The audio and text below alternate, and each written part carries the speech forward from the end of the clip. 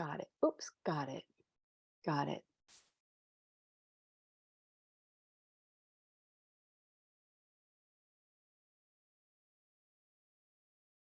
Okay. Just making sure everything is all connected. I think we are good. I'm going to mute that. Okay, awesome. All right, everybody. I am here with Madeleine. I am Amalia, and we are going to be talking our cosmic chat, our twice a month together time with you all. And it's the new moon in Sag. And so it's the first new moon after eclipse season, which was quite a ride for a lot of folks. And so the new moon is occurring on November 23rd, which is a Wednesday at 5:57 p.m. So I kind of like the moon cycles when they happen a little later in the day versus really early in the morning. Just because I feel at that time I can really connect in, where if it's like at 5 o'clock in the morning, I'm not necessarily aware. And I don't really want to wake up that early. So I really like it when they're later. Yeah, us moon world people will wake up. We don't even sleep on those lunations. Yeah. So you're lucky you're sleeping. Oh, I totally am sleeping. I'm totally sleeping. So anyway, so Madeleine and I were talking before we went live, and there's a lot of really exciting energy that is at play this coming moon cycle. I want to just share a little bit of what I kind of am feeling about this moon and the Jupiter aspects of this, because I feel like Jupiter plays such a huge role. I know, Madeleine, you were going to talk about Neptune and Mars too, which I think is a big part of that story as well. But what I love about the Jupiter vibe, I mean, everybody loves Jupiter. Jupiter is abundance and expansion and growth. Yeah, and Jupiter makes everything bigger, which is why I have a big cup. Because we're going to be talking about how Jupiter is going to expand everything. Yes. Sorry to interrupt you. Go ahead. No, but it's true. It's true. I mean, I love that you brought that in. So a couple of little facts about this. So Jupiter, right after the culmination of the new moon, is going to station direct. Jupiter is the ruler of Sagittarius, which is where the new moon is. Jupiter, when it stations direct, is going to be in the final degrees of Pisces, which, if you want to think about that in terms of cycles. So Aries is the beginning of a cycle. Pisces is the end. By the time you're in Pisces, you've gone through all 12 signs. And I feel like Pisces is a culmination in a way, an ending. It's what lessons did we learn? Yeah, sorry to interrupt you, but as I'm interrupting you, I just want to jump in with the fact that you are looking at a high degree Jupiter at 28 degrees. So that is the end of that. Okay. So I just wanted to support what you were saying with that piece of science. Yeah, a little bit of the astrology backing. Supporting your opinion there. Yeah, yes. Kind of my vibes, my cosmic vibes. Right. But what I love about this, the Jupiterian influence on this new moon, is that sense of expansion, a sense of awareness, like broader awareness and perception and perspectives. And I think that also kind of ties in with that Pisces energy of being able to take all the lessons from the other 12 signs and pull them together. And what did we learn? What do we know? And really integrate it within us. Yeah, it's the reckoning. Yeah. Come to Jesus, the reckoning. It doesn't have to be, when I hear the word reckoning, I kind of think of like something that's maybe harsh, negative. But it's, but I feel like it's, even though I know that's not what you meant, but it feels, it's sort of coming to terms with the lesson, you integrate it, and it's like, you meet the truth.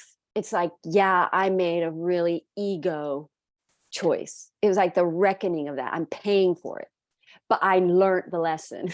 Go ahead. Well, and it's funny because I do Flower Friday card readings, and this Friday, right before this cosmic chat that you and I are having, is the flower that came through was gardenia, and it was about shifting your perspective, recognizing what you thought was a weakness. That's the perfect card for this.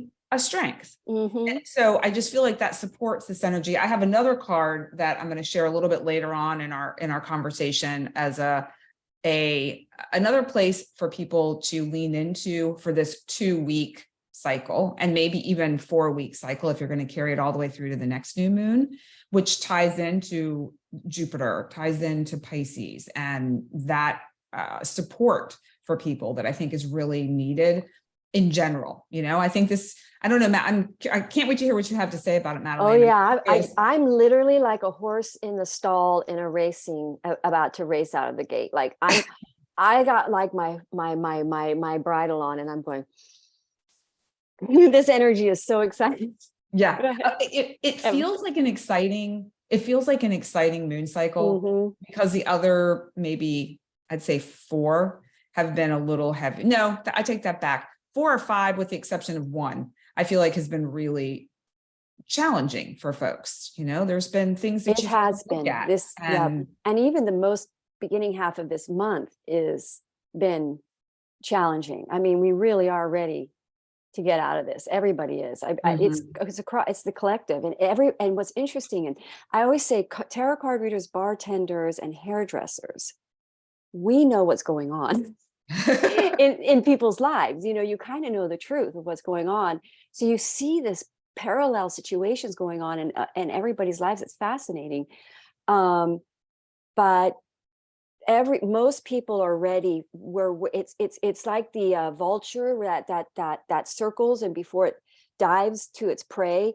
it's like, if it doesn't get prey now, it's dead. It's like that last point. But I mean, so Jupiter, the cosmos kind of works this way. It sort of builds, and then we get to this point where there's a breaking point, and then we have the transformation experience. So yeah.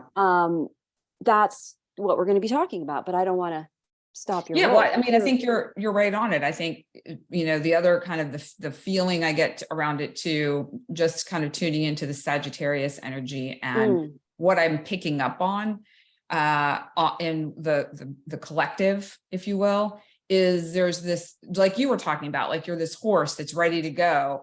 It's the sense of adventure, and the sense of cautious optimism, I would say, is what I feel from a lot of people. There's this sense they don't of like, want to get excited yet. They're like, wait a minute, are you sure? Because when I give people positive reads, they're like, I don't know, maybe, all right, we'll see. Yeah, exactly. It's just like, if I get like, I don't see excited how that about could this, happen. yeah. I'm like, you got to believe in the magic for the magic to happen. The cards want you to believe in the magic. That's Jupiter. Jupiter wants you to believe in the highest, most potential reality here. Well, and if we take that to the concept of law and attraction, and we bring that in, whether people subscribe to that or not, but let's just, for the sense of conversation, say you do believe that it's possible. If you're focused on doom and gloom all the time, you're going to attract more of that energy to you, because you're vibrating in the doom and gloom frequency. Yes. If you are vibrating in this sense of the potential and the excitement around what it is that you would like to create, and you begin to take steps to create it, you're going to draw more of that to you as well. Yes. And so, well, a lot of these astrological transits are kind of really energetic portals, and these energetic portals are opening you up for rapid expansion. So whatever your energetic frequency is going to be what expands. So Jupiter can expand a negative situation to the worse, because actually, if that's what it has to do to get you to shift your situation, that's what it's going to do. So for better or good, we're going to get expansion. And that's what the 9th house is about. That's what Jupiter's about. It's about consciousness. It's about becoming conscious of your energetic frequency. It's mostly about conscious of your beliefs and your mentality and lockedness, because Sagittarius is the energy, can be very, on its shadow aspect, is rigid, dogmatic. And we've got Mars squaring Neptune. So this is going to be an issue coming up. So we've got and all these planets are in Sagittarius. We've got Mercury in Sagittarius on Thanksgiving. So all these families are going to get together. Everyone's going to get in these major spiritual arguments, because here's what's happening. So everybody prepare. Because what's happening is Jupiter is going to wake everybody up on some level. So And that is something I'm seeing in my readings. I'm saying, you're going to have a spiritual awakening. And then they call me and go, you were right. I'm having a spiritual awakening. And they're into it now. They want to know more because we've got Mars in Gemini, which is really about learning information and studying and focused. And so we're really like, people are now really curious. There's a lot of stuff opening up in about history that we've been lied about. There's, all kinds of understandings and that are opening up. And one thing that's really becoming clear is that we are coming into a more higher enlightenment collective. We're opening our minds, and that is what needs to happen in order for expansion to occur. You have to open your mind, because that's the only way expansion can occur. So you got to change your mind about the way you see things. And spiritualism is so important, because that's what creates a balanced, abundant state. And in the ancient, very advanced technologies, in fact, they possibly are saying that Buddhism comes and stems from that, which is a real philosophy of total balance of the yin and yang energies, because that's a very spiritually balanced energetic field.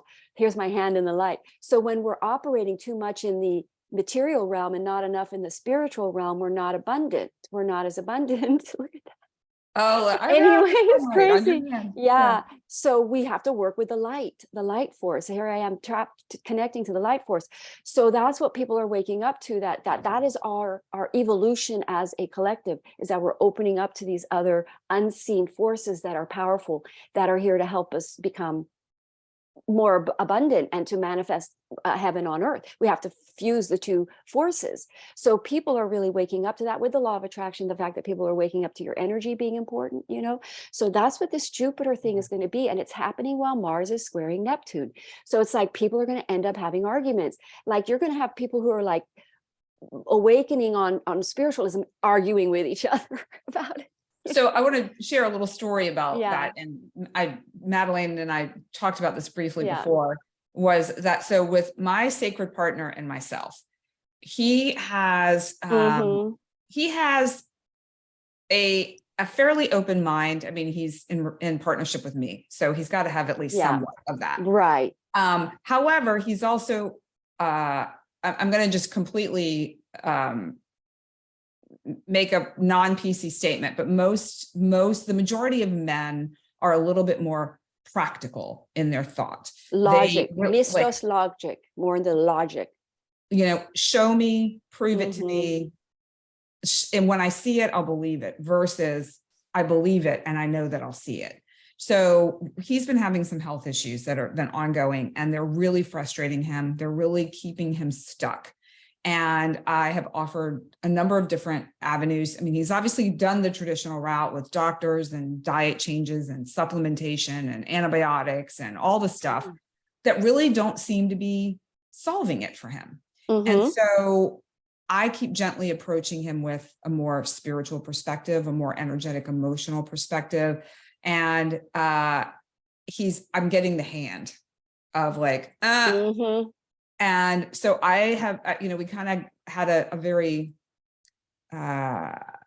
energetic discussion about what was going on. And a girlfriend of mine came over and she walked in and she's like, what's going on? And she could feel this. It wasn't like a negative energy, but she could feel there was energy in the room. And sounds like Mars squaring Neptune type exactly. thing. Gemini and Pisces. Exactly. Yeah.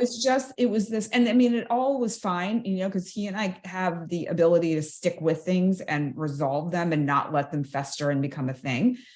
But what it really showed me is that I feel like there's a lot of people who may be butting up against the traditional route of healing that is not necessarily the answer.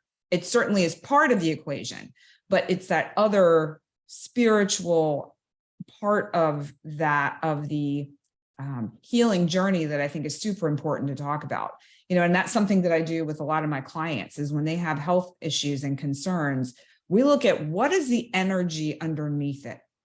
What emotional energetic created this disturbance? What was trapped in that part of your body that then has been speaking to you in the form of an injury or a diagnosis of some kind? Yeah. I'll tell you one of the ways that people like us, because we were talking about this before we came on, like I'm in my family right now and I'm the black sheep, as it were, Yeah. um, what we're here to do, people like you and I, is to raise consciousness. And that's all we have to do. We just have to be conscious, because if we're reflecting our own lack of seeing the importance of our work. So I'm starting to wake up. I'm even having a spiritual awakening. I'm seeing the importance of my work because I'm seeing how imbalanced the world is in the material realm. Yeah. So it's like now I'm stepping forward even stronger. It's more of a devotional thing for me now. And I couldn't be happier to do that, because it is what the world needs. And it is literally what we need to be more happy and abundant on this planet. And to be a part of that is exciting. And that is what this Jupiter energy is. So when we meet people who are rigid in their mind, we have to look at it as a mirror and become more water and fluid, because Jupiter in Pisces is fluid. It's fluidity. And we don't want to go to logos. We want to get less logos, less mind, less in the mind realm with people. So what I do now, when I see that mind battle going on, I know this is my spiritual lesson to become more fluid with the way they see things, and for me not to be rigid in my perspective. Yeah. So with Jupiter and Pisces, it's like be fluid, and Neptune's right there. It's like be fluid with it, which in other words, go hard, go intuitive. So what I just meet people with it now, I just meet them with a more intuitive place. And my dad is Gemini. So it's like, boy, does he want to, have some good hardcore political debates with Mars there. And I'm just like, I love lemons in the sun. I'm out there collecting lemons from the lemon tree, having a great time.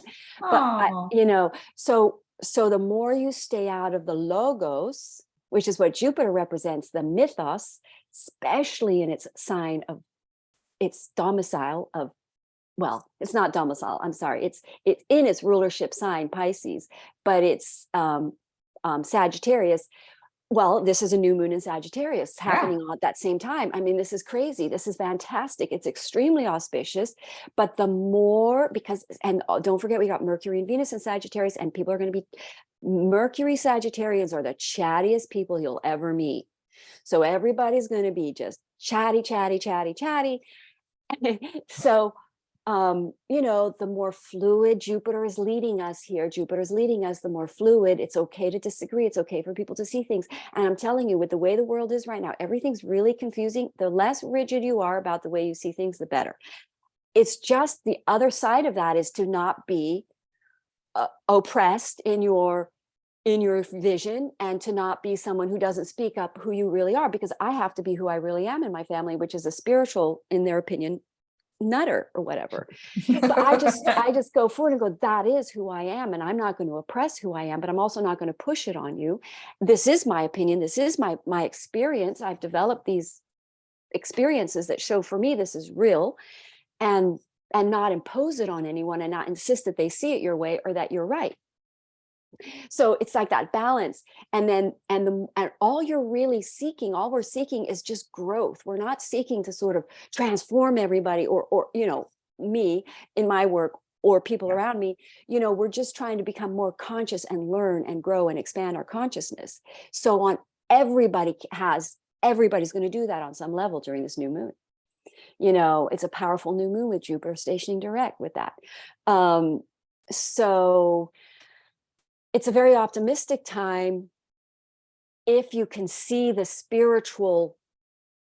progressing with these energies in a truly spiritual way, which is to not be combative. It is to take the Mars energy and to use it, because that Mars, it's a very combative energy, is to have a spiritual, that's what we're trying to do here right now. We're really trying to become less, shall we say, fragmented as a society, less politically divided, less duality. So Jupiter is coming in to say, look, I'm going to bring you all higher consciousness around this duality, which is to bring harmony between us. We have to be fluid around what we all believe, release that rigidity. And with that, we can now expand and find expansive ideas and growth. That's what Jupiter wants to do. So everyone's life. Yeah, go ahead. Well, I was just going to say, it's interesting you're bringing this up because I spoke about this past week, Mm-hmm. and it's about this being yourself and speaking up, Mm-hmm. and being open to what somebody else may have to say, because Mm-hmm. you may not agree. I mean, Mm-hmm. we do see duality. We do Mm-hmm. see people with very strong opinions that are not in congruency with each other. And at the same time, what if that the person in front of you that you just feel like, I'll just use politics as a simple example, Mm-hmm. you're a Democrat, she's a Republican, Mm-hmm. and you just do not understand how the other person could possibly think and feel this way, okay, Mm-hmm. coming from both sides. Mm-hmm. But what if you are open to what this person has to say and you see something slightly differently? It doesn't mean you're all of a sudden going to switch parties. It doesn't mean all of a sudden you guys are going to be in agreement. But what if there's like this small opening that can take place, this beautiful connection that can happen with just the openness that you have to listen? And I think that's the piece of it. It's like, it's not, I think you said something about it's not about transforming other people, but it's about opening them up to the possibilities Mm-hmm. and allowing for that transformation to take place within themselves. Yes. But you've got to be open to the conversation and be open and willing to listen to what somebody else has to say. Yes. In my opinion. And I think this new moon is going to open up people's minds more spiritually, pretty much across the collective on some level. I think we are being pushed along by these planets to progress. And I mean, on some level, we all are. That's what we're here to do as souls, as spiritual beings in physical bodies. We're here to really progress spiritually, to become more enlightened. And our society is in a new cycle of raising up into enlightenment. So, it's about exploring and opening our minds and finding, and by the way, this concept where, because I see it in my sons and I see them say things like, oh, you believe that? Well, you're crazy. Like, we're moving out of that. Like, if you want to believe in giants climbing trees and fairies, that's okay. We're allowed to believe whatever we want to believe. It doesn't make you crazy. It's like, you get to believe what you want to believe, because maybe that raises your vibrations, so we have to open our minds and not judge people for what they believe. Why not have fun beliefs? Why not believe in fairies? It's not something I've ever experienced, but if somebody says that to me, I'm like, well, fun. How fun to experience that in your life. Yes. So it's like, we want to open up and not judge people. Like, my son goes, are you a flat earther? And I'm like, I'm not. But the fact that he was like going to judge me for being a flat earther at one point, I'm like, what are you talking about? I said, so my point is that we want to allow the exploratory, because actually Jupiter is about exploration. It's travel. People's lives there's travel involved in this. So really, we're exploring and opening our minds and going, okay, and that's what astrology is. It's the 9th house. It is the sign of Sagittarius. It's the guru. It's working with the higher realms for higher consciousness and higher guidance. We open up to that so that we can create a better 3D. And it's the world waking up to the powers of the unseen forces that are here to help us. And they bring us more abundance. And then we're not focused on our material reality, which in law of attraction tells you just create more of that 3D junk that you don't like. And so when we focus on what we really want, which is what Jupiter is saying, Jupiter is your highest potential, Jupiter is your calling, and you focus on what Jupiter wants, because you think it's hard and you think you can't survive, but Jupiter is saying, have courage, go for it. We're all here on some level to heal the earth, make the world better, and become better beings. So, and Jupiter wants to help us. And then we have to step into faith, because Jupiter also is about, you have to believe. And that's why when I give card readings and people say, I just don't believe that could ever happen, I'm like, you have to know that this is trying to happen for you. This is your higher consciousness saying, I have a better life in store for you. You've got to believe in it for it to happen. You've got to resonate at that frequency. You've got to raise your vibrations. So Jupiter is saying, meet me up here. Come on, everybody, meet us up here in a spiritually high frequency state where we're all unified and we have the same goals, which is to expand the world and make it better for all of us. That's what Jupiter wants. I love that you're talking about this right now, because this is something that I have been living for a few years now that I never would have thought was possible. And so, and I will be sharing more about my story and about the things that have happened these past few years, because they're so science fiction and so much where I believe I, anything. I believe I'm sure. well, I know you do, but Yeah. even my family, my Yeah. kids, and they're like, okay, mom, Yeah. I think they're a little bit more willing. They're definitely willing to listen, but at the same time, they're a little skeptical because some of the things that Yep. I say seem very My kids too. Yeah. unrealistic in their minds. And, but I think, the more we share and the more we talk about our own personal experiences, whether other people believe them or not, I think it gives people that opportunity to maybe have that a small crack of the door opening for them to I look and think see that's what happening. might be Yeah. available. I think that is exactly what this new moon is about. And I think even though you get in an argument with someone about your spiritualism, there'll be a seed planted, Yeah. but obviously we're here to become more spiritually evolved, which is to allow the other to have their own opinion and to be okay and to just not judge them for it. But the other thing is to just sort of be someone who speaks your experience so that it can possibly open other people's minds. So it isn't about being Exactly. oppressive. And then we Or let it go. hiding, or Yeah. hiding who you Yeah. are, or hiding the experiences that you've Yeah, had. because that's why the world is not the problems that exist in the world are because we have not stepped into our feminines enough, which is that cares and nurtures and make sure things are healthy. So it's we can't have that energy oppressed anymore. The earth needs that. The earth needs the healer feminine here now, to balance out the unbalanced masculine energy that has been unaligned masculine energy that has created non-abundance on the planet. Well, speaking of masculine energy, do we want to dive into Mars? Yes, let's go. I mean, dive into Mars. I mean, dive into the Aries. Yeah, I'm going to go ahead. Oh, wait. Why am I was going to share the chart of the moment just so everybody can see. I won't stay on it. Just so everybody can see. Is it letting you share? Yes, it is. I just didn't have it open. I went on another screen. Okay. Awesome. So there's this cluster of planets there. It's like four. You got the moon, the sun, Venus, and Mercury all together in the sign of Sagittarius. So wherever house, we're going to go through all the houses. So whatever house you have Sagittarius is on fire. Okay. That is fire energy. That's why I'm going to talk about jet propulsion. If you want to know how to master that fire energy, it's jet propulsion. That's why you see me trying to, I'm ruled by Jupiter. Yeah. So it's like I'm moon ruled. So this is a moon, Jupiter ruled moon, Jupiter ruled new moon. And then I've got my sun and my moon are Jupiter ruled Pisces and Sagittarius. So anyway, bottom line is you want to learn how to just calm the fire. It's jet propulsion, and then that energy pulls you forward, right? So that's going to be a good way to handle these energies. Just do a little repression, like I say, but not oppression, but not fire it out at people. Yeah, so then we've got a little more gentleness. Yeah, and a lot of divine partnerships have, because we've got the Venus squaring Juno. We won't go into that, but I'm sure that's going to be coming up in people's life. There's a lot of unions happening, but we've got this Venus squaring Juno, which could very well be again clashing of belief systems, which has caused a lot of division in your masculine, feminine, masculine being too logos maybe, and feminine being too wounded by the logos of the masculine, something like that. But anyway, so then we've got Mars squaring Neptune there. That is, Neptune is in the sign of Pisces squaring Mars.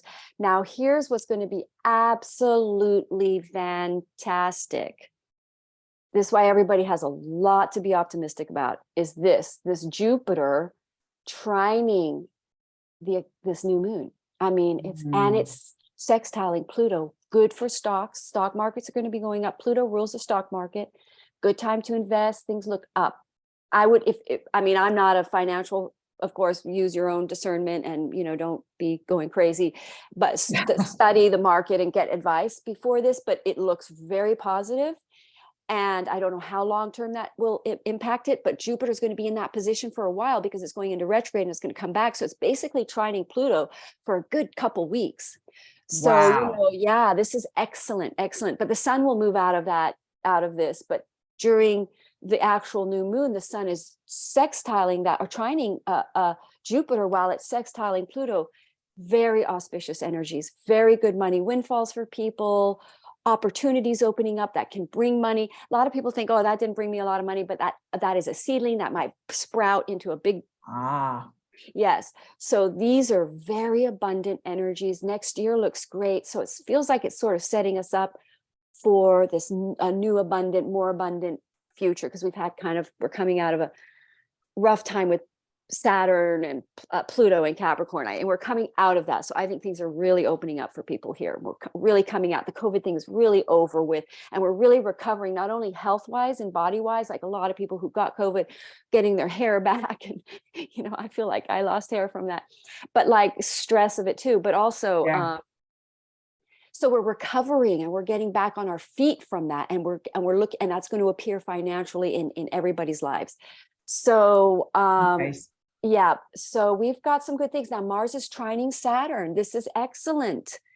Excellent. Mars trining Saturn means at the same time that we have Jupiter stationing direct, this new moon in Sagittarius, which is a Jupiter ruled, auspicious ruled energy, Mars trine Saturn, which is really great. That is like really working with the energies, creating really good, strong work businesses, like Gemini is a business, running businesses, opening up with Saturn, with the government, things shifting, supporting information. It's a very good supportive energy, and that's going to last for about a week. So it's good for career, it's good for work, it's changes, knowledge, changes of structure that are helpful.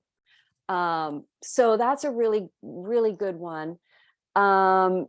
Mercury conjoining Venus. So just remember, Thanksgiving is the next day. So all these families are getting together. Mercury conjoining Venus. It's going to be very confusing conversation. Because it's Cazimi and the sun goes, the sun goes through it, or is it? I get confused, but the sun goes through it. So it's purifying Venus and Mercury when it's all combust like that.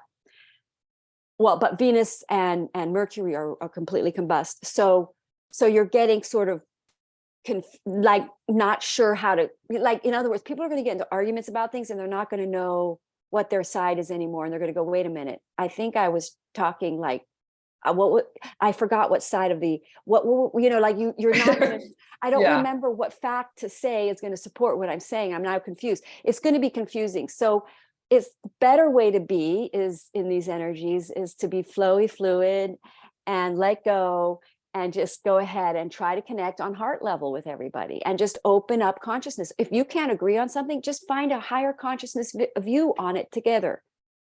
Like, you know what, we're going to all see if things are playing out, truths are coming clearer, things like that.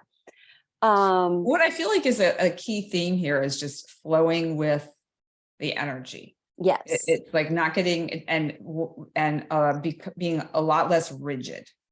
Exactly. And opening your mind to the importance of the spiritual realm and balancing our lives more and our abundance and sort of creating expansion, and rapid success is coming in for certain people, and financial booms. This is good. A lot to be optimistic about. It's an optimistic new moon. Now, I think shadow aspects are going to play out in people's lives, and we can talk about it as we go through all the 12 signs. So new moons for me are kind of harder than full moons. I always think there's always a little bit of a crisis in a new moon. But if that is the case, remember, with every lunation, the stresses and crises come to open your mind. It will be to open your mind spiritually. To have more faith, to align more consciously with that which you're really trying to materialize, that which you really want, to become conscious of what your thoughts are. That's what I've been very conscious of. So really, if you just have the perspective that it's whatever comes up is actually moving you closer to what it is that is meant for you, that's destined for you, it might make it a little bit easier. I know sometimes I have to play mind games with myself to be able to feel okay with certain things happening, even if I don't like it. Yeah. So maybe one perspective of that. Yes, because because this is going to shift you into more faith. So you might fall on your face on some level, and then you find, wow, I'm still alive and okay. It's that whole thing, Yeah. like, I made it. It's like, oh, okay, I have faith in the universe again. I have faith. So it's like an optimistic outcome of struggle, long period of struggle. It's a breakthrough. Well, we're going to pull some cards on it. Okay. So it's abundant twin flame unions coming in too. That's part of the thing. So if we have twin flames in the audience, or you're a divine partnership, or whatever you believe, if you don't believe that word, that's fine. But we are going to be getting a lot of, because Jupiter represents the masculine in the dynamic, but it also represents the missions. A lot of twin flames are coming into mission now, because we really are bringing the world into a more higher evolved place. And twin flames are usually, and if you don't call it twin flames, we're talking divine partnerships that are divinely intended, that are very solid, that are your other half. These are really destined to come together now, because we're going to change the world. The world's going to become better. Yeah. And that's usually the unions of these two forces have the power to do that, because it's a very strong bond that can handle the challenges of changing and shifting third dimension. One is working with spirit, one is working with material. And it's so that's going to show up in the reads. Yeah, go ahead. The other part of that too, I think that's so important, is that these divine partnerships, twin flames, whatever you want to call it, they have a foundation built on a very pure, unconditional love. Yeah. And that's really the foundational point of all of it. And so pulled out justice. Yeah. Yeah. I mean, it's bringing the balance back into our experience. Yep. That's right.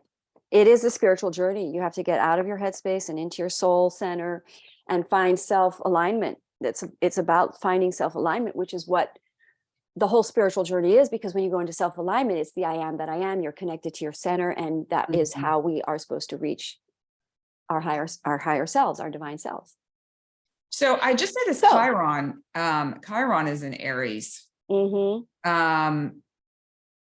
So when we talk about Aries, is that going to have an impact on Aries? Chiron, Chiron, this is its third and final pass. Like it's in retrograde right now. So I look at this in people's charts when I do readings. So Chiron is in retrograde. It's a third retrograde, because I have my Jupiter there. So it's been on my Jupiter. So this is the third one. And when it goes back and forth like this, and it's the third one, oh no, it's retrograding now. So then it's going to come forward again. You really learn a lesson. Chiron right now is at 12 something, 1219. 1219, okay. And Chiron in Aries, when after World War II, we had Chiron in Aries, and everybody became it's very abundant, because you become very durable. This is a Chiron Aries period, become very, shall we say, empowered people become much more in their own empowered selves, and they heal their insecurities. I have it on my Jupiter, so it's like I really had to step into being not insecure about my work, and stepping into my Jupiter and fearing people not believing. Like now I just go, well, you got to try to believe in it, because this is it wants to happen. So it's like now that's where I've evolved to. So Chiron going retrograding over my Jupiter's turned me into somebody who stands in this even stronger. And that's what happens, is that you become stronger with Chiron in Aries. So as a collective, we're becoming more warrior-like. We're becoming more willing to take on the challenges, to take our Jupiter mission forward and go against the 3D unbudgeable, illusional things. So in other words, we have that confidence we can break through. I guess I just forgot about Chiron being in Aries, because my natal Chiron. I know. I've known 17. That. Yep, I've known you've had Chiron. You're going through the same thing, because you're stepping forward more and not being afraid to stand forward as a spiritual leader, which is what we need on this planet, because we need to go forward more into a spiritual, balanced consciousness state of collective. So people are seated here to do that. And people with Chiron, and any kind of a Chiron conjunction in your chart right now, you can pull up your chart online and look and see where Chiron, how it's affecting your chart. It's here to help you become more of this warrior that we're here to be, wounded healers. So it is a very active thing going on right now in the collective, in the general collective. Interesting. Okay, so let's talk about the moon. How is the moon going to play out in Aries? You mean Sagittarius for the new moon? Yeah. Yeah. I mean, how's like the Sag new moon affecting Everybody. Aries? So it's Yeah. going to be in your, so you're going to look at your two houses that are ruled by Jupiter, which are going to be your Pisces house or your Sagittarius house. And the new moon is basically coming in and creating a new opportunity. So this Jupiter is in tarot is the wheel of fortune. So usually Jupiter conjunctions will bring you something. There'll be it's fate. It's your destiny. It's like and we've had all these eclipses. So in some way, shape, or form, everyone's lives has been more pivoted towards their true destiny. And now this sort of opportunity is coming in that fuels your fuel. It's the fire that fuels your carriage forward into this new opportunity. So most people are going to be given opportunities. And here's another thing I keep forgetting to bring up is when Jupiter went into retrograde in May, or actually, I don't think it went into retrograde there, but in May, end of April last year, something would have happened that was exciting, that was potential, or that became a disappointment. It flopped. It didn't work out, and it's a disappointment. That's coming back because I'm seeing it in my card reads. So that thing is coming back. And so something that was disappointment, and I was doing a reading on someone yesterday that said there was a real estate deal that fell through. And I said, that one's going to probably come back again. So something that didn't work out at that point that seems to have failed in this period, we're now responding to is going to happen because Jupiter is going forward. So it's something from the back coming forward. Nice. Okay. So yeah. So look out for that. All right. So now I'm going to look at are we going to go through all the signs now? Are you ready? Yeah, let's go. So let's start with Aries. Your houses that are ruled by Jupiter are the 9th house. Wow. So really, whatever house I say that is Sagittarius for your signs, just picture like a bunch of energy, like a lot of fire underneath that house, which is kind of like a lot of energy, a lot of action. A lot of energy going into that house. So for Aries, it's travel, 9th house, higher philosophy, spiritual awakenings, opening their minds. Aries are very in the mind people. They're very heady. They're probably the most stubborn minded of them all. I know one. Anyway, it's going to be good. They're going to open their minds. Seeding is being planted that opens their mind. That new moon plants a seed. So opening up their minds, they may initiate some travel. The 9th house is also other cultures. And then let's see, their Pisces is their 12th house. Wow, that's that reckoning. They're coming into a reckoning. They're realizing what they've done wrong. They're hitting something core. It hurts. Eesh. They're realigning it, but it's opening their minds. It's making them see things differently, but it's painful. Some reckoning is what I'm saying. It's like, you at the 12th house is you lean on your knees and you say, I'm sorry, Jesus, forgive me for what I've done. I mean, I know that sounds very Christian and I'm not religious, but it's that energy of like, okay, I screwed up. Yeah. So that's your energy for Aries. And then you're going to redirect and you're going to have an opening mind and your life opens up because this is a beautiful energy where you either start traveling. It's a lucky house. This is lucky. It's like lucky. So on one level, you're in pain because you've got Jupiter going direct in your 12th house where you wake up, you see something. This is very awakening for Aries. But this is going to be what helps you have a better life because that awakening now sends you into a more centered way of making your choices, more in alignment with your soul, because you're going to see you've been out of alignment with your soul in some way. But it's going to be very, very, very good on the other side. This is a hard lesson, but a good medicine. It's the opening to what is truly available to you. Yes. That you didn't see before. Awesome for Aries, I think, because I do think it becomes, because it's this lucky house. So an opportunity comes in also that helps you travel or potentially, because the 12th house is also foreign culture, faraway travel. They might start traveling. Okay. Hopefully the inflation it's good time for them to do that. All right. So Taurus, going into Taurus, you have Pisces rules your 11th house. Very nice. You Jupiter going direct in your 11th house. And then we have Sagittarius, your 8th house. Wow. Taurus, you could either get a windfall money. Someone could pass. 8th house stuff happens, but you get an inheritance. And Taurus, Pisces 11th house. It's gains. lucky gains and wins, Jupiter going forward. You meet new people. You suddenly, when we get to me in Cancer, I'll talk about the 11th house. We're really like friendships or groups of people from the past, but a new tribe group coming forward, good friends, a new friends group. That's really fun.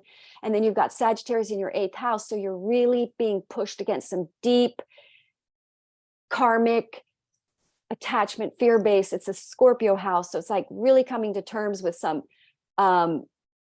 letting go and having more faith around situations that you hold on to, that you become rigid about because you want financial security or other people's money or some kind of a toxicity, because that's the 8th house. And the 8th house can often be really dealing with some low density, fear-based issues coming up that you now have restored faith. You can get a healing. This is healing. Jupiter very much healing that lower density energies coming up in that 8th house. So that might be a painful one for Taurus, because you're going to have a lot of planets there. You could get really triggered and hurt. But you're going to get that transformative experience from that, which is you become more aligned spiritually and less attached or seeking security through non-secure ways or venues, which is what spiritualism is to really help us do, is to send us into our own secure center, that we create security for our own selves with our relationship with the divine. And so in these 8th house things, you discover what you've made the divine, what you've made your salvation. So you guys might get a bit of a rough one there. But then we get that transformative, beautiful opportunity comes in. You could have a lucky gain and win with outside sources. Your vibration pops up. You get some kind of windfall coming in financially. You know, always have your own chart looked at and see, but that is a positive outcome for you financially for Taurus, big time. So that would be nice. And the 11th house Pisces going forward, lucky wins and gains, the 11th house. I like that. Nice. That's all good stuff. Yeah. It's all good stuff. Even as you were talking about the situations and things that might come up that would be triggering with all of the planetary activity that's taking place. Yep. It still feels like it's like a purging. Yeah. 8th house lunations. I don't like them personally, but you do feel better afterwards. You know, you feel a lot better. You kind of have a little bit more buoyancy. You notice, you feel like, wow, I got through that. Okay, I'm still in the game, you know. Right. Yeah. I think having Scorpio as my ascendant, I'm accustomed to that feeling. Yeah. So, okay. Gemini. So Gemini, you guys have this 7th house. So we're looking at a lot of energy going into your relationships. A new relationship coming in. You know, your true fated spiritual union with your person that you are here to change the world with and become a unified force against the old that needs to change. And then we've got Pisces in your 10th house. So we're looking at a career. So we are looking at relationship, career, relationship. And now it could be partnerships involved in a career business, because the 7th house is not only marriage or romance. It can be very much businesses. You get into your calling and you take the world forward, and you really believe in this work, and you believe in the importance of your work, that it is important in the world, and you have partnerships involved that you take forward, and it involves, you get notoriety for it, because Jupiter going forward in your 10th house, you can get, it's near your MC, you can become known, you get better recognition. It's like a higher, so with this Jupiter energy, it's always going to be about a higher calling for the good of the earth. You've got to, like me now, like I feel like my work is important. The more I study the ancients, I'm like, wow, we really do need the spiritual people here to come in and talk about it, whether we're right or wrong or whatever, but we got to bring it forward. So, so for Sagittarius, for Gemini with Sagittarius in your 7th house, there's a relationship coming in. It's very possible it is your true divine mate, but you're going forward with some kind of a project with Jupiter stationing direct in your 10th house that gives you notoriety, but that's also a higher calling, a career, your higher calling, your true point, your true mission, your true purpose. And with these eclipses, it would have Gemini, Sagittarius was really in the nodes were last node cycle. You're most likely somewhere on your vicinity on this path, whether it's bringing you money and income and you're fully self-sustained on it or not. I'm not sure, Mhm. but that could be what happens in this lunation because of this incredibly powerful Jupiter going direct in your seventh house. I'm sorry, in your 10th house of career. We really are looking at a promotion in your career and your notoriety and recognition. A big good one for Gemini, actually. Very nice. But you could get in arguments with a partner if you're already in one with a seventh house Sagittarius, or you may find your partner has a spirit. Maybe you're in a relationship with a partner and they're very close-minded. They may wake up. They may become spiritually open-minded. So there is a transformation in your seventh house of relationships where you become more spiritually awakened on some level. And most likely, if you're not in a spiritual divine and you're more in a karmic situation, you will probably end it and wake up to wanting your true soul connected mate, your other half is what I want to say. So Pisces in your 10th house, I like it for Gemini. I don't see it as much of a painful thing other than they have Mars on their ascendant. So they might be getting into arguments and conflicts with people. So if you are Gemini, just to be aware of that, because you want to take that energy with Mars on your ascendant and learn and study and focus or work out. Get that energy out. Yeah, exercise. My dad's son is Gemini. I'm like, don't you think you should be exercising? All that. Oh, that's Anyway, cute. yeah. All right. So All right. Cancer. Oh, sorry, Cancer, Capricorn. Last time we forgot you. We're here Totally. this time. We're going to give you extra focus because we'll give you some extra love. Yeah, we'll give you extra time today. So Cancer. And I just want to give a little like love to Natalie, who sent me a message and let us know that I like it. I think you forgot Cancer and Capricorn, and she has a lot of that. She has some of that energy. So that's what she was looking for, and we totally skipped it. So thank you for telling us. If we do that again, or there's something that we missed, just tell us, because we're human. We make mistakes. And I agree. You see, the Cancer Capricorn axis is my favorite one too, because I am Cancer rising. So I missed out on it too, because I actually, when I'm doing these reports, they actually really help me tune into it more as well. So I love it. Yay. All right. Awesome. So for us Cancer rising and sun sign and moon people, Cancer, you're ruled by the moon. So when there's a lunation like this, it's going to be more intense for you. And you really do feel shall we say, a amplified version of the moon energy, and it's in Sagittarius. So we really are firing up your sixth house of work, health issues, changing your health routine and becoming much more health consciousness, a spiritual. There is a very powerful spiritual element to your health routine now. You see it as a spiritual vocation or something like that, your health. But this is work and opportunity coming in for work, which could be very good because you have Pisces in your 9th house. So Jupiter stationing direct in, so that's a very lucky house.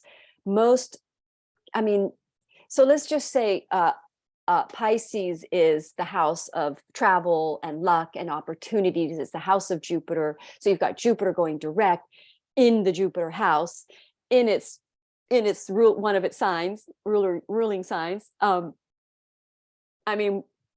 you're ruled by the moon, and the moon is in Sagittarius in your 6th house. So we're looking at possible travel, higher consciousness, spiritual. Maybe you step forward and teach. I know I'm doing workshops. Maybe I get to do another group of workshops because it's work related.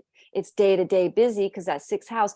Oh, you're going to be busy. 6th house lunations make you very busy, which I love. I like to be busy. It's because I got my son in the 6th house. So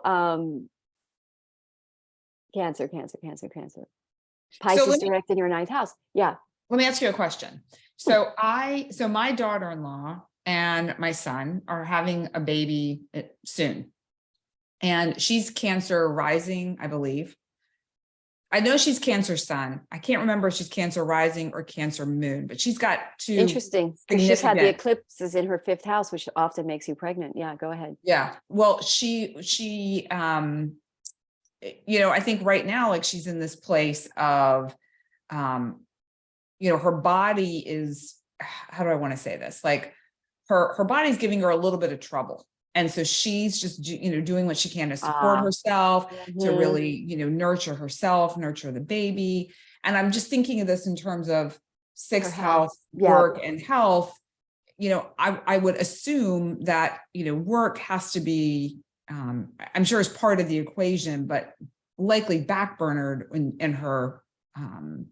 in her need to really take care of herself. Mm-hmm. And so could this relate to, yes, it's this busy energy, but it might actually be working in a way where it's like, it's busy, but in a different format than most people think of busy, where it's like, you might be busy in a different She way. may there in this, because this is such an auspicious new moon for Cancer, because it does square the ascendant, and I'm sorry, it squares because it's at 28 degrees, so it squares at the edge, at the cusp.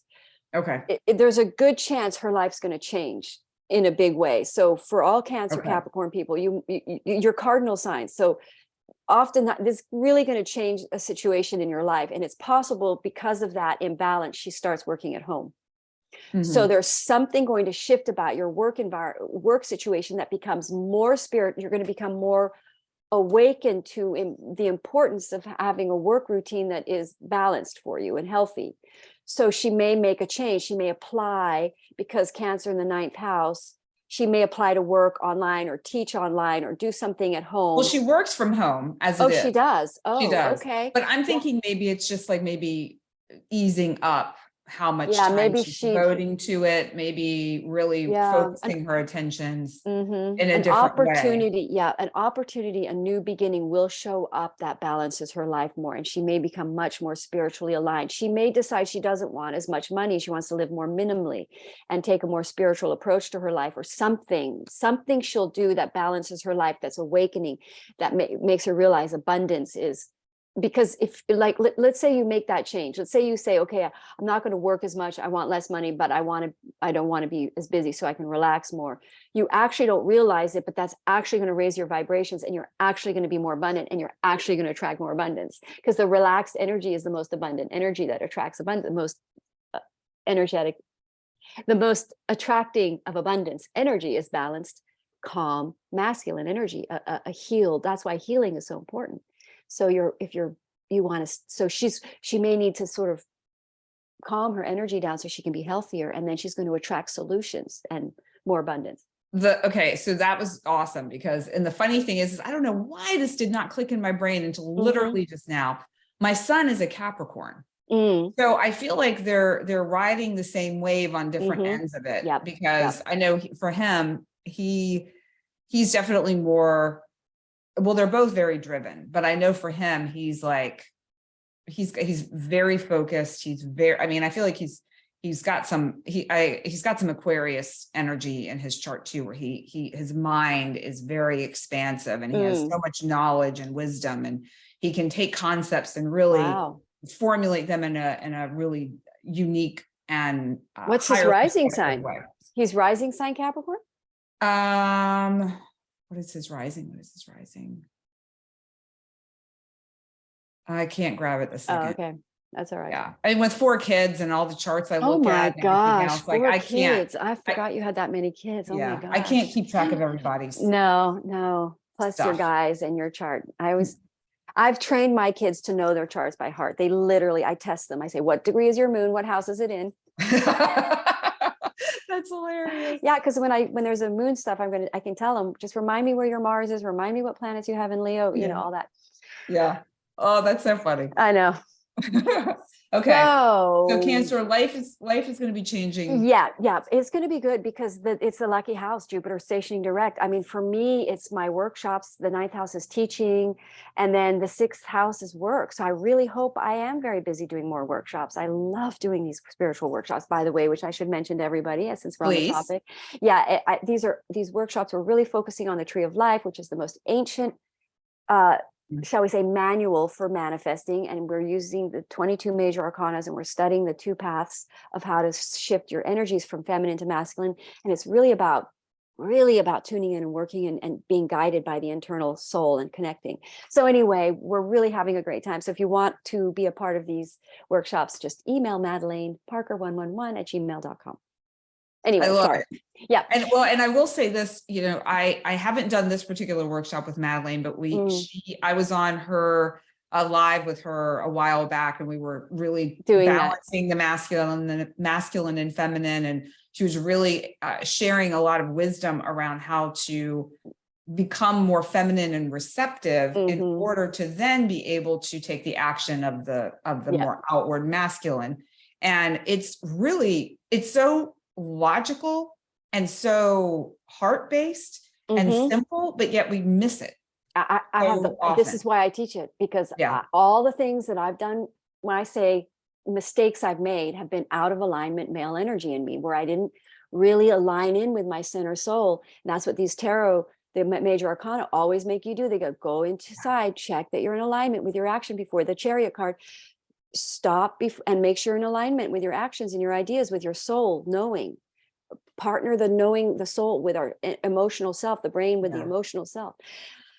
So that's what I love to teach. That's because I need that myself. When you teach something, it integrates, you become better at it. That's why we teach, so that it integrates into our abilities. So it become something I am better at doing. Beautiful. Yeah. All right. So guys, good one for this Cancer. I don't know about any shadow aspects for Cancer. Let me think. 10th house, Pisces, Jupiter direct. It is kind of squaring squaring my ascendant, and at 0 degrees Cancer. So you are going to get, shall we say, more confident, more bold about being spiritual leaders. I mean, that's exactly what I'm doing. I think it's a dirty job, but someone's got to do it. It's the 8th house, it's plumbing, So it's like, I think a lot of Cancer with Jupiter going direct in your 9th house, you're really taking on that task of becoming a voice forward and believing in the importance of your work to make the world better, in that it is important. Yeah. So, all right. True. All right. Leo, you guys have Sagittarius in your 5th house. You'll either get pregnant, be careful, or a new relationship comes in, or a creative project, or your child something really great happens to your child. Things expand for you, creative projects. Very much Leos are so creative. Great for Leo. I like it for you guys. Then we've got Pisces in the 8th house. That's nice. So, because it's now going direct, so you're going to heal some issues or fears around debt, other people's money, some deep issues, because something didn't work out. There's pain involved. It's possibly a relationship, because 8th house is relationship. So you're really reckoning some pain in the 8th house, because I don't really like 8th house. They're good for us, but it's hard medicine that you don't like. So I would say that Leo might come in contact with some real understanding that they're the cause. Now Jupiter's going direct. They open their minds up. They see that they're the cause of some of their own pain in a way. But then they open up, and it creates more flow in their finances, because they are now more spiritually in faith energies on on their psyche. Because the 8th house is your psyche. It's kind of like what you hold that is disturbing you. So it's like with Jupiter going direct, you're over that disturbance, some sort of a deeper soul disturbance, a fear of survival. The 8th house is very much fear of survival. So now we're seeing the 5th house go forward, a creative project that now possibly brings you abundance from an outside source, or a child. Let's say you get pregnant, you're now going to be financially supported by your mate. Somehow, I can relate to what you're saying. The child part, not interested in that. I have 4. Yeah. I'm good with 4. Yeah, you've definitely done your share of work in that department. Yes. But what I find interesting is the talk about to heal issues around money. That's been an area of focus for me. Some of this money karma, this ancestral wounding and the beliefs around money, and how my relationship with money, and the creative projects that I'm working on now, I feel are a gateway of healing and putting myself out there in a different way, and not having to carry that same story of the money karma. But it is extremely uncomfortable. Yes. To be working through that, and to be looking at that, because underneath that money karma and underneath that fear are these like kind of icky places. Yep. This Pisces house, wherever you have Pisces in your house with Jupiter going direct, you're going to go, do you really believe? Do you really believe in yourself? Do you really believe in God? Do you really believe that this can work out? Do you? Because that's the question. Because it isn't that you can't have it and that it can't work out. The question is, do you believe this? Yeah. So, and you got to say yes. If you want this to happen, you've got to believe in it. That's what Jupiter says. Trust, and it can happen. Yeah. I love that. Yeah. So Leos are going to have a nice possible windfall with that 8th house. Jupiter direct could be very good. If you're refinancing a house, it could come through. If some nice chunk of money could come through from an outside source, a windfall. That's nice. That is don't nice. forget, I keep forgetting to bring up that Jupiter is trining Pluto, which rules the stock market. So if you have stocks, that could be I keep forgetting to throw this in on the story here, but anybody with stocks right now is possibly going to be very happy now with these transits that are coming up, this new moon. Okay. Virgo, Sagittarius, 4th house. So new beginnings in a living environment, moving houses, somebody moving in, a shift in your family. Pisces in your 7th, relationship. You see, you might get into a relationship from the past now goes forward if you're single, and then you move and live in together, or you change you change your living situation. A new, more abundant, really fabulous situation occurs. And then we've got Pisces in your 7th house stationing direct. So let's say you're already in a committed relationship, you're already in a happy relationship. Something in the life of your relationship will now go forward. Like, let's say your partner is 7th house. Now their life, something really good could happen in their life, and it's kind of like fabulous, and they're more abundant, and something goes forward for them, and you may have a contracted partnership now go forward with them, a project. Maybe you get into building a house with somebody, that would be, maybe you redesign the house, or you build an added thing and you get into another relationship with someone, or you sign on a contractor. That would be a 7th house relationship. Like, for instance, let's say you were redesigning your house, and an architect has been AWOL, and you haven't been able to go forward. Well, now the architect comes back, you can go forward. I know that's happening for a couple people. Because the last 6 months have been karma clearing and things have been blocked. Saturn in retrograde, Jupiter in retrograde. We've had to go back. That's why Jupiter went into retrograde, because whatever happened at that time when you made a wrong decision of some sort, or it was handled in a wrong way, or you weren't ready energetically to believe in the better outcome that now is going to come through on this new moon. That's why you got to have belief. You got to believe in your highest dream. Believe it, because it wants to happen. And that's for everyone, not just Virgo. Everyone. Yeah. Yes. Yeah. That is the Jupiter. That is the message of Jupiter. All right. Oh, Jupiter. That's why we love Jupiter. Yeah. So are we ready for Libra? Yeah. Let's go to Libra. I got to grab my charger while you're I got to talking. get a little glass of water. Sip. So let's see, Libra, you guys. 3rd is Sagittarius. Busy times, communication, writing. Wow. Libra, you guys are going to go nuts. You guys have got all these planets in your 3rd house. It's just like, ooh, really energetic, busy, a lot, like Sagittarius and Mercury, and Venus and Mercury, busy communication. With Mercury and Venus together, by the way, we do get communication in relationships coming in that are separated or broken up, coming back into the scene. But also even in your relationship, you could get a lot of verbal communication. Is just a huge thing happening for you guys with that 3rd house Sagittarius. But new beginnings, you could have an idea for a new business. You start a new business. 3rd house is businesses, but it is also arguing about belief. And then you've got Pisces in your 6th house. So there is some kind of a work, of something going forward in work that didn't work out before. It's possibly a small business or communication or a writing project, because 3rd house is writing, or internet, or starting a website, or starting your new internet business. And with Jupiter going direct, maybe you had this idea and it didn't work out before. Like maybe you started a blog and it didn't work out, and now some opportunity comes in for it, and now you're ready on some sort of believe. You've shifted your mind around and around the way you look at it, and now you feel more into it, and you're reignited about it, and you want to go forward, and an opportunity comes in, and it's now really abundant for you. Like you're all go on it now. So Libras are very much, this is a work related energy for you guys. But your 3rd house is going to make you busy, and Pisces in your 6th house, you guys are going to be some of the busiest people right now. communicating, writing, work, day-to-day routine. You're definitely shifting your belief systems here because we've got this rigidity opening up with that Jupiter there, where you open up your mind. You're more interested in exploring options.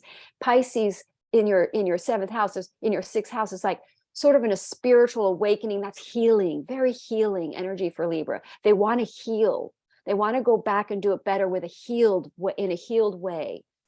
You know, you could almost look at the sixth house as being wakening up to sort of walking a more healed path, becoming aware of what you have to do to fix something about your body, like quit sugar or stop an addiction and now things can go forward. Third house, you've had a spiritual awakening around an idea, because third house is thinking. Oh, that sounds so cool. Because I feel like Libra peeps, they tend to want to make other people happy. Yes. And so that doesn't leave much room for themselves and really having a sense of who they are and what they believe in. And so this feels like a really yes, good point. beautiful opportunity. Yeah, you bring that up because I know a Libra, and they like me to be repressed around them because they don't want me to talk about my spiritualism. my twin flame. Anyway, maybe they started to become aware of their rigid thinking. Yeah. They open up their minds here and want to write about it or want to start exploring it. So they have Jupiter in their sixth house. So they're purifying. Jupiter is a very purifying energy too. So they're purifying a toxicity because now it's going direct. So they're cleaning something. They're clearing that toxic thinking. Sagittarius is third house, is even your thinking, can be your thinking, which then opens them up to more healing. Because if you're rigid thinking and you don't believe in spiritualism, like I know somebody who doesn't, it's okay though. We all get there. You're blocking out your healing. And healing is important. So if you don't, because like you can go to the doctor and get all the Western medicine you want, but the source issue is going to be a spiritual unbalance in some sort of stress, fear-based thing going on. So the healing is comes in that you got to open your mind so you can allow the healing in, that then makes you resonate at a higher frequency. You're now healthier. So I would say that that's going to play out for Libra, and they may start a business or start something, because this new moon is about planting a seed. They could start a writing project. It's writing. Libras are brilliant people. They don't like the apple cart rock. They do say what people want to hear. They don't get into belief arguments with people. It's like, that's okay. You believe that's okay. I don't believe anything. Like, that's okay. So maybe they come forward and say, okay, I am opening my beliefs. I see that I can believe in something without rocking everybody's boat. It's okay to develop my own beliefs here, spiritualism, or what that is for me. And that's the thing about spiritualism, is we can define it for our own selves, because we're not religious. We can make up the rules for our own self, Right. So I think Libra are waking up to their own ideas of spiritualism and how they want to heal their health around it. And it's all opening up. Beautiful. Yeah, it is beautiful. All right, Scorpio. Pisces is in your fifth house. So you either get pregnant or something's going to go forward in your fifth house, a creative project, something that didn't work out. Also a relationship from the past that didn't work out, that was a friendship, could go forward. Or if you're in a solid relationship, very good chance you may have had a miscarriage. Now you get pregnant. I'm not digging all this pregnancy energy. Yeah, watch out. Watch out. Like, geez. Wear a chastity belt for about 2 months. Something. Holy smokes. And hide the key. Hide the key. Yeah. All right. Second house is where the moon is. Yeah. New beginnings in finances. Nice new moon in the second house. I like that, Sagittarius. But you guys have had a lot of karma to clear in finances there with that Sagittarius in the second house. Because, Sagittarius is clearing karma around finances during this, because they have Capricorn over their second house. But point being, things are going forward. You have more faith in a financial endeavor. You start to believe that you can attract the finances for this project.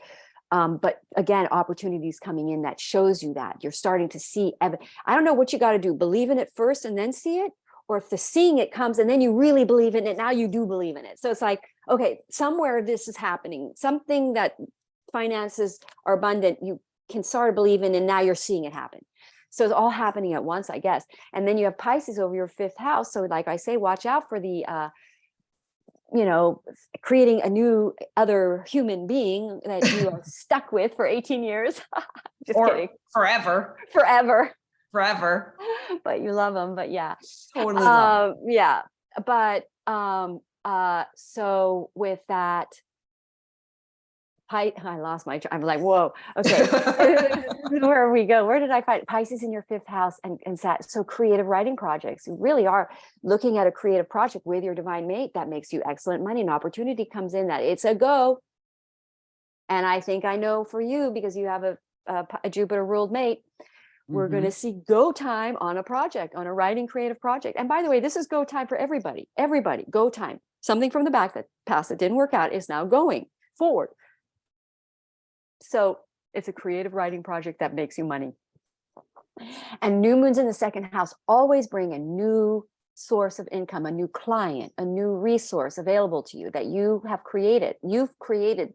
By the way, all of anybody that retrieves any good luck from this, you've struggled for this. A lot of people have, in the last year or two, have been working hard and not seeing the results, but now we're going to see these results. So it's going to be good news. That's what Jupiter is. It's good news. I feel like I can say that for myself, that's been true. I've been working really hard for the past couple of years, and it's been okay. It's been okay, but it hasn't been fruitful what I expected. Right. And, as fruitful. But I've held faith because I know that it's there. I can feel it. I can see it in my mind's eye. And it's beginning to coalesce into form. So I think that kind of ties in with what you were saying too here, where it's, you see it. Yep. You don't see it, you believe in it, even though you don't quite see it, I think you just have to stay in that faithful place and continue to check in with yourself. Keep going. Too. Yeah, exactly. And follow your higher soul's calling and your astrology, because a lot of times that's what astrology does, is it supports you on your path. You're like, no, this is my abundant Jupiter path, but it takes a while to really generate that abundance from it. You got to get that wheel going. It takes a few years. So it's a momentum. Yes, exactamundo. I also feel like the universe needs to see that you're committed to it, that you are willing to put that energy into what it is that you're creating, and whatever it is that you're creating is a benefit to other people, not just yourself. So it can't be about you surviving. Or like, I'm doing it because I want to make $1 million. Right. I'm doing it because I want to be successful. Or I want to be famous, or I want to be whatever. I want a big house and lots of cars, Right. I mean, that's certainly part of the equation for many people. Yeah, it's okay to have abundance and stuff. Yeah. Of course. I'm not saying that, but I think if that's your main motivating factor, that is, I think, where sometimes things can get kind of tricky. Yeah. Yes. And with Jupiter and Sagittarius, that is not the motivation. In fact, it's quite the opposite. The motivation is to expand and find liberation through serving the universe and creating a heightened experience in life for everyone and yourself. And, the material stuff that we accumulate does not bring us that much. It's really a burden in the end, Yeah. So the gainings of the material realm is only going to be, it's a weight in your backpack. So totally is. Yeah. So I think about that in terms, I mean, I feel like I'm fairly young still. I mean, I'm 50, but depends on how old you are. Your perspective you have. But I think about that in terms young. I'm kidding. I feel like I'm young. Yeah. I feel like I'm young. So, but I think about that in terms of things that I have, the things that I accumulate, because at some point one day, somebody's going to have to deal with all of it. Yep. And I just don't want my kids or my partner to have to deal with it all. Deal with a bunch of stuff. I know. So that's the thing. It's so much more fulfilling to have spiritual knowledge and experiences and expansion and, learning about energy and how to materialize experiences in the life you want. Yeah. And that's the thing about Jupiter. It's traveling. It's a travel energy, and I want to travel. And boy, one of the things traveling teaches you is what you don't need. Like, Oh yeah. what to pack is one of I've traveled my whole life, and I know my soul's journey in that is to learn what to pack, and I still struggle with that. That's hilarious. I know. I'm like the packing maven when it comes to travel. It's like wherever I go, if it doesn't fit in a carry-on, it's not coming. Oh wow! I do not like I checking gotta talk to bags. you about this. I gotta Yeah. learn your way, because I want to learn that, because I've always taken too much stuff and I'm carrying it because I always think I don't know when I get there what I'm going to want. What if I change my mind?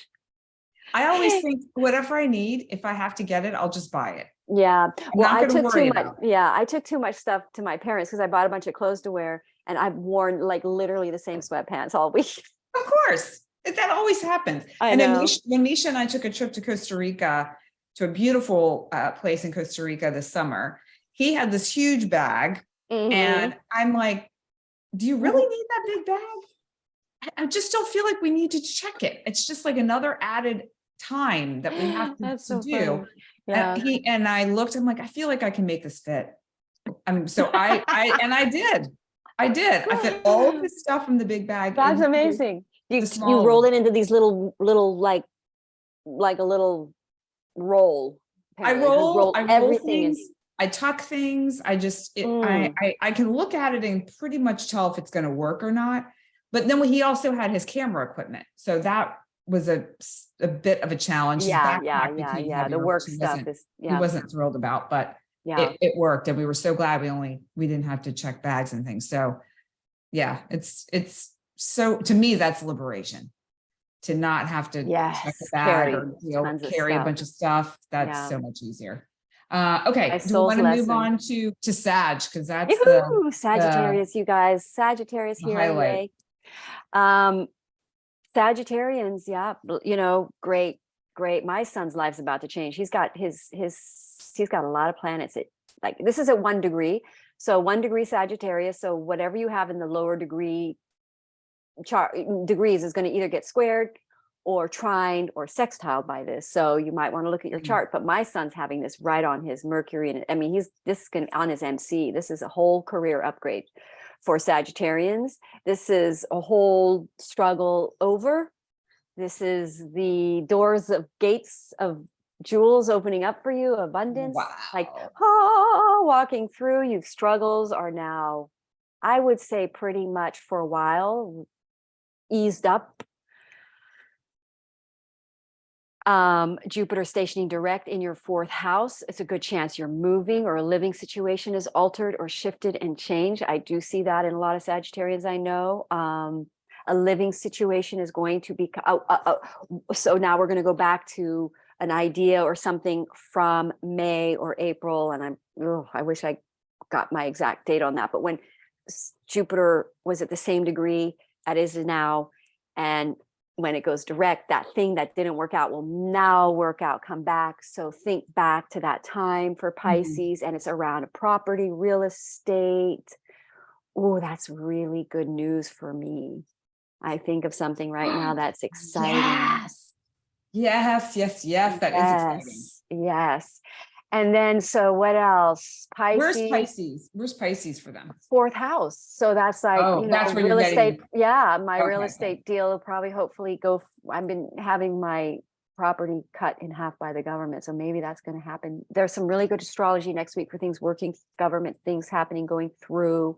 People who've been working with the government in general. That's in the collective. Nice. Okay. Yeah.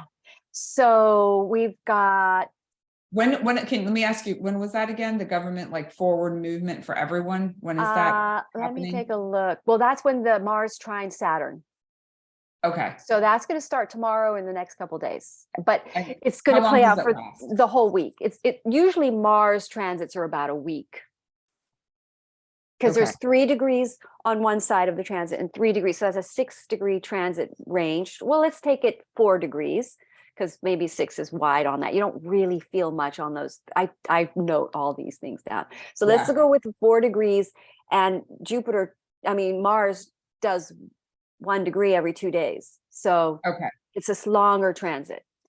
So yeah, so Sagittarian's great, fantastic for you guys. I'm so happy for this for you guys.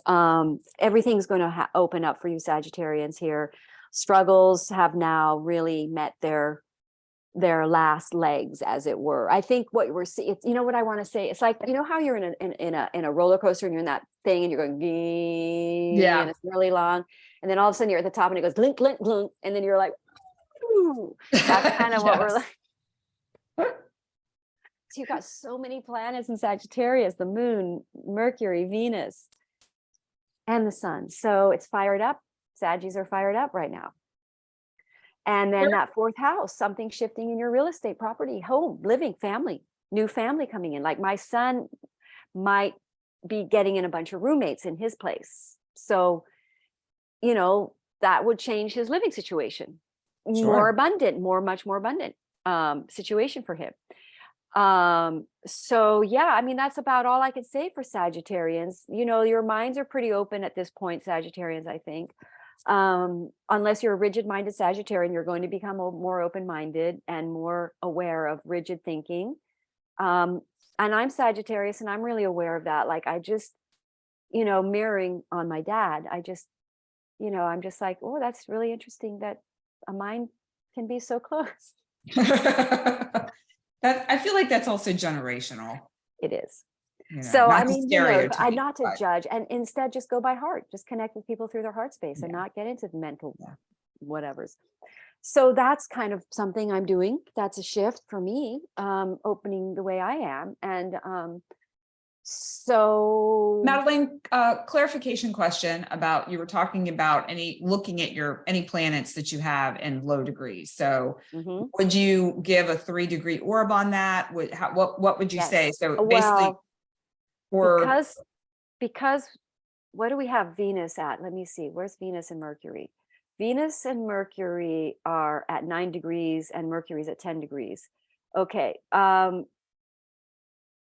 I would say 4 degree or 5 degree, you're going to feel it, or either way, because this is a lot of energy in Sagittarius. It's very fired up. Plus Jupiter is going direct. So, so maybe a 4 or 5. Yes. Degree. So now I'll tell you the signs that are going to trine it. So Sagittarius, first of all, if you have any mutables, you're going to get a square, which could be challenging. So there's going to be a challenging shift or conflict or something could happen, because it's going to be squaring all your mutable signs, or squaring, but it will trine your cardinals.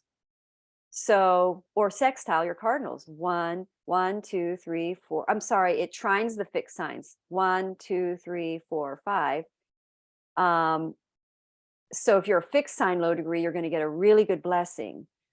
And it sextiles the cardinals. It's going to sextile, it sextiles Libra, and trines 1, 2, 3, 4, 5, trines the Aries house. So in other words, if you have any placements of lower from 0 to 6, 7, 5 degrees in any of your planets, you're either going to get a square, it's squaring. If it's squaring, there's going to be forced change on you, a conflict or something that's frustrating or forced or change. If it's a trine, it's going to be an opening, a flow, a blessing. Sextile, again, easy flow, something, an opportunity coming in, flowing, easy things opening up. That's so interesting. I because when you said that, I thought, wait a second, because I have Pluto 0 degrees Libra.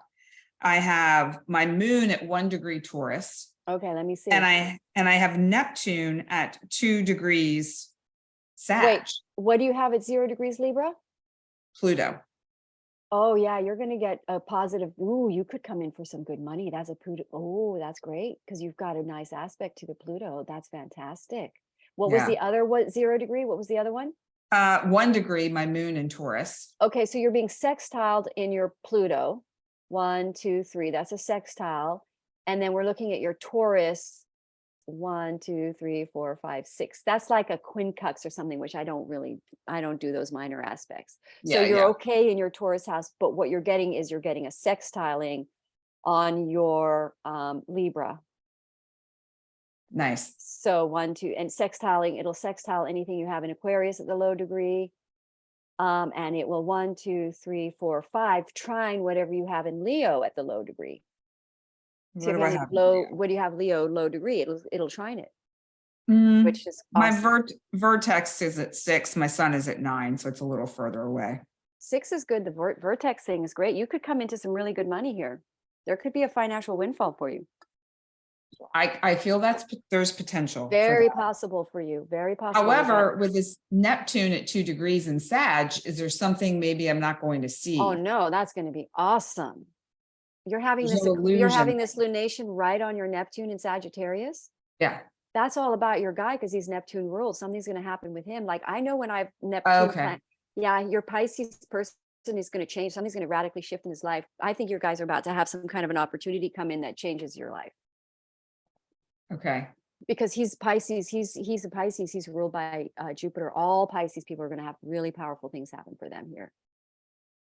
I think it's a really good, that's some really good stuff going on. I'm trying to see where his, okay. All right. All right. Thank you for Wow. that little Sure. side trip. Now we're going to look at For letting us walk down that road. All right. now we're So going to look at Capricorn. Capricorn, Pisces, 3rd house. Sagittarius 12. Okay. So if you're set, you got all this stuff in your 12th house. So it's possible you do go very introverted, very low key. You have a very strong spiritual connection with yourself. This is very much about come to Jesus. What have I done wrong? Where have I been so out of alignment in my life? What do I really, haven't I not seen? It's a very introspective awakening. I do need spiritualism. I've shut my doors to spiritual ways, my old ways. I was way more spiritual once.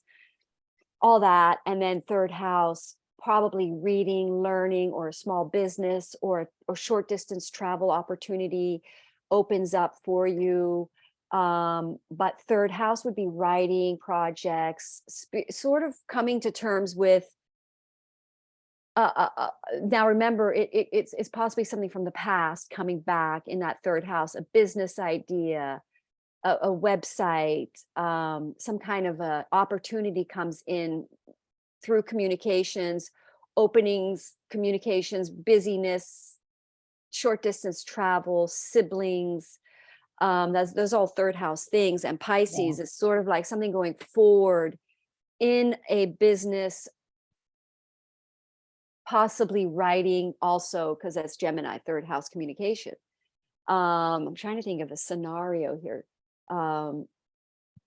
Pisces in the 3rd, probably aligning much more connected to a soul purpose, and then maybe starting that. And it may have tried before because it was in Pisces and it didn't work out. So now they're really trying it again, going back, an opportunity opens up that makes you see, wow, this is okay. This is waking you up at the same time to a more spiritual calling about your work. And again, spiritualism can just be yoga, can be eating toxic free organic foods or farming or something. It doesn't necessarily mean what there's many angles that we can approach. So there's a knowledge and new information, something going forward, information, communication coming in from the past, something going forward again. What came through when you were talking about that just a second ago was also releasing toxic thoughts or toxic beliefs. That's right. Doesn't mean you're all spiritually minded all of a sudden, but exactly. You just let go of some things that just haven't been 3rd house, yep, is inner dialogue, your thoughts. Very good. Yep. And so, you're becoming more spiritually awakened to how much powerful your thoughts are, how you've created your own misery by your thoughts, by what you've been thinking, you've been materializing that. I have actually become aware of that for myself as well on some level. Yeah. Because I'm nervous about something. I'm nervous about having, because I got to pay money for this thing. And I'm like freaked out about whether, and it's like, if you get freaked out about whether you have the money or not, you're going to kind of create that. Right. So you got to really, so that's, and I have Capricorn planets. So that's something I'm really definitely becoming aware of. That's what we're all becoming aware of how we're manifesting what we don't want.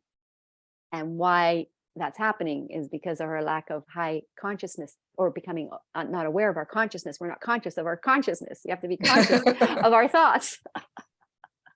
Well, it all comes back down to awareness. Yeah. Having an awareness of what we're thinking, having an awareness Yes. of how we're engaging with other people, having an Yeah. awareness about how we show up in a meeting, Yeah. or we show up with our family, or, and not getting lost in our head. Yeah. And really realizing what it is you are swirling around in your head. That isn't good for you. Yeah. Yeah. So speaking of swirling around in your head, Aquarius, what's going on with them? Yeah, They you got a guys lot of have head stuff. Pisces. Yeah. So way of earning money, an income project with your own resources in their second house going forward. Didn't work out. Now coming forward. I know somebody who had a project is really failed. Now something's going to turn around and maybe they'll sell this real estate property that didn't work out for them.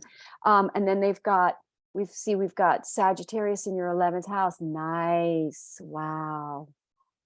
That is good luck. Very good luck for you guys somewhere around your 11th house, or through tribe, friends group, a project coming in, opportunity opens up. The 11th house is new tribe, maybe. So Sagittarius, well, let's see, Pisces. So a tribe, a friends group that are more spiritually in alignment with you, that you wake up to a more spiritually centered group of friends that you want from a more soul connected idea. Opportunities, though, this is the house of lucky gains and wins. Something you could have a windfall, very lucky situation could open up for you guys. This is great to have that Sagittarius new moon trining Pluto. Where would Pluto be? In Capricorn. Pisces trining your Capricorn 12th house. I Might be mean, uncomfortable. yeah, but this is a realization, a spiritual awakening, very much so, about your beliefs and your philosophies. And maybe you've not been friends with people because of beliefs. Now you open up and you now believe what they believe, and they are your tribe. So you don't have a separation. You're no longer maybe separated. You have a spiritual awakening as to who your true tribe are. And that you share really important, similar spiritual beliefs. And then you see the importance of that tribe now. And then with Pisces in your second house, an income way of earning through your own resources, because second house is your own resources, as opposed to the 8th house, which is other people's resources. You now have a financial opportunity goes forward that didn't work out before, now goes forward. And now you can see money. This is an opportunity coming in. Again, this is the fate card. This is coming to you. Nice. Oh, it feels good for Aquarius. Yeah. And now to jump in on Pisces, because I feel like we're the opposite of last week. The pendulum really swung the other way. So great news for Pisces, guys. You've got Jupiter trining Pluto. So in your house, on your ascendant. So you guys are in for a windfall. A lot of good spiritual things happening. Again, that's a very widely definable term. And then with Sagittarius in your 10th house, career, big time. Wow. You guys have this sort of 4 planets. It's kind of a stellium in your 11th house. I'm sorry, in your 10th house of career. So you guys are having a big upgrade in your work. Good news for you guys. Long awaited for Sagittarius and Jupiter people. They've struggled. Jupiter last year was in combustion, then it went into retrograde. It's just been a long haul for Jupiter ruled people, and now this is the end of that. We're really seeing the fruits and the rewards of the labor of those who have been struggling on their Jupiter path, because Jupiter wants to reward you now for doing it, for taking that risk, going out and living your Jupiter. Those who have gone out and lived their calling, stepped up to their missions, Jupiter is going to come in and say, good job. So what if someone here is a gift? So what if someone hasn't? What if someone has made choices based on money or fear? Many people or have tos. Yeah, because that's why Jupiter went into retrograde, was to purify that thing. And many people did. Many people got into relationships they weren't really supposed to, that were not in alignment with their Jupiter or their heart or their soul. So yeah, if you weren't, that is going to be excuse my language, but you're going to be in a shitty situation around that right now. It's going to be suck, but you're going to get out of it. you're going to bust free out of it and become more of a, you're going to get that lesson. And then you're going to go forward as a sort of, shall we say, fixed version.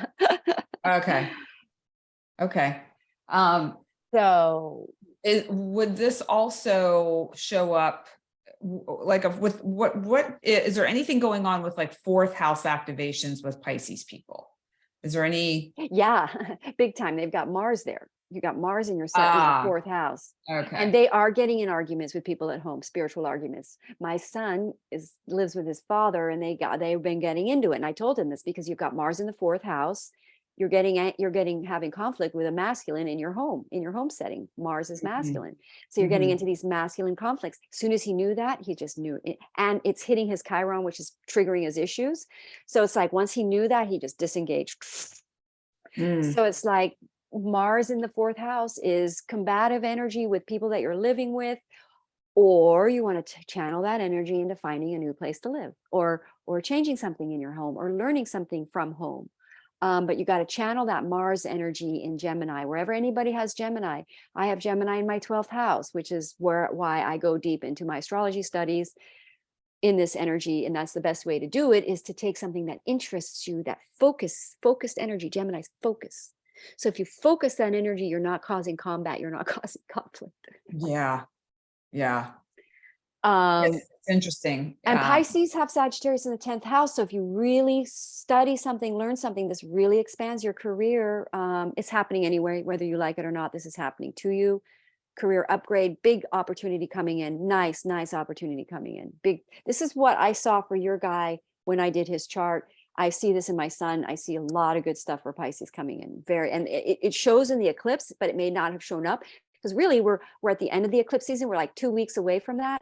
So it's like we're starting. So people are like, well, that didn't happen. Watch it now. Jupiter needed to go direct, especially if you're Jupiter ruled. It needed to go direct. You got to be ready. Jupiter waits till you're ready, which means your frequency is aligning with it.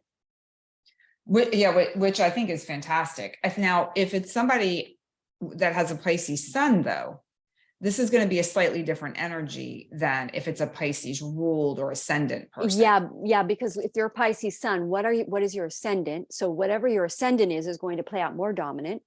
But your sun does play out. I mean, I'm sad. Yeah. So I think that for me, my Cancer placement plays out strongest because I am moon ruled. So that's another reason. But if you're Pisces rising, not all the lunations that are ruled by your planet are going to be very powerful for you. They're going to be stronger. They're going to be up volume. Makes sense. So it will be a strong moon for Pisces ascendant. Good stuff. This is a very good new moon.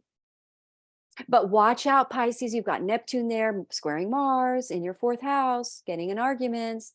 You're better off going and meditating and being an introverted place with your fourth house issues that might be happening. But Pisces in general can have a hard time. Pisces can be very negative in their thinking. You got to really, I have to work with Pisces pretty hard to get them out of. They have this really negative storytelling thing. The Vedic astrologists talk about this a lot. And it's like, I see that in my son, and I confront him about it. And he goes, yes, Mom, I know, I'm working on it. And like, he gets mad at me when I tell him, but he is definitely changing that he is starting to, I say, you got to start telling good stories in your head.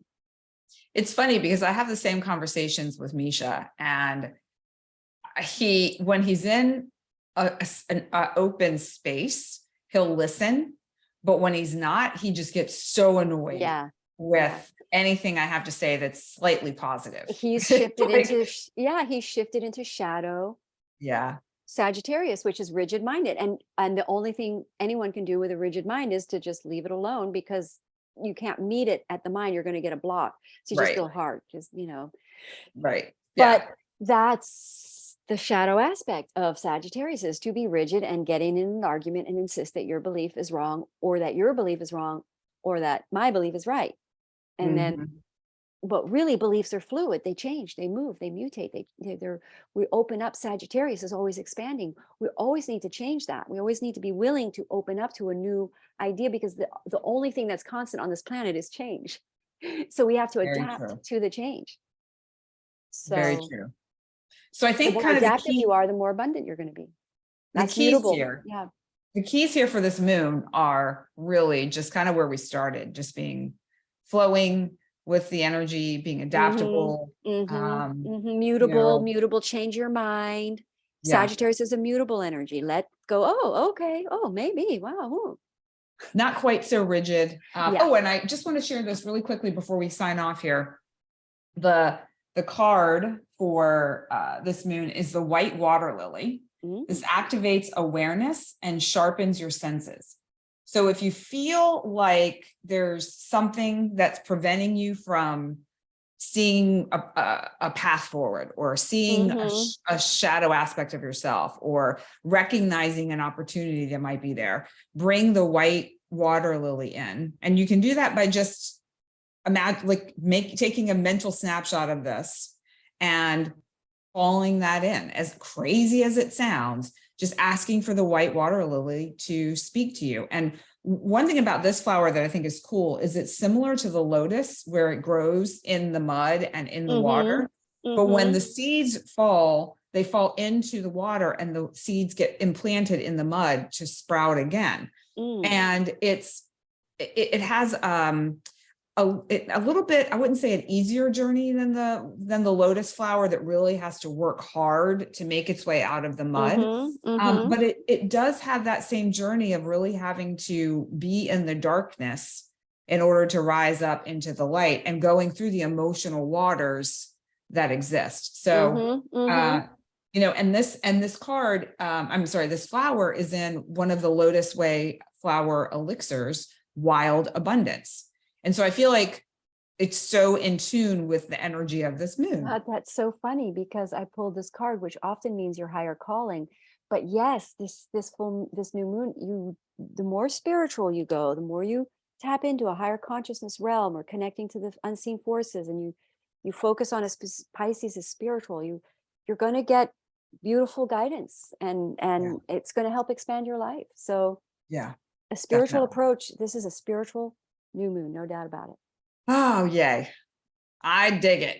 I'm excited about it. I hope everyone is too, Yes, I hope everyone enjoyed our talk. We went a little longer today, and I think it was perfect, because I feel like there was a lot of really beautiful energy that needed to be transmitted today for everybody. And hopefully, whenever you catch this, it's the perfect time. And we're honored that you chose to spend some time with us. Yes. Well, happy new moon and happy Thanksgiving, everybody.